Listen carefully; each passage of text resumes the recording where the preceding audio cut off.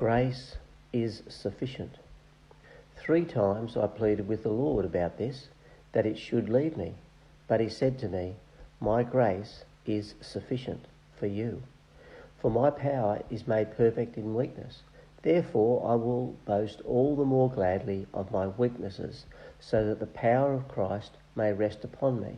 2 Corinthians 12:8-9. Is the suffering that comes to the Christian because of persecution the same as the suffering that comes from cancer? Do the promises given to one apply to the other? My answer is yes.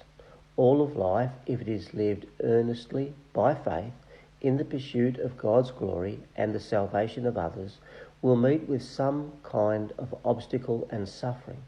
The suffering that comes to the obedient Christian is part of the price of living where you are in obedience to the call of God. In choosing to follow Christ in the way he directs, we choose all that this path includes under his sovereign providence. Thus, all suffering that comes in the path of obedience is suffering with Christ and for Christ, whether it is cancer at home or persecutions far away. We willingly take the path of obedience where the suffering befalls us, and we do not murmur against God.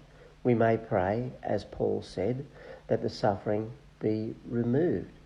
But if God wills, we embrace it as part of the cost of discipleship in the path of obedience, on the way to heaven, knowing that his grace is sufficient for me.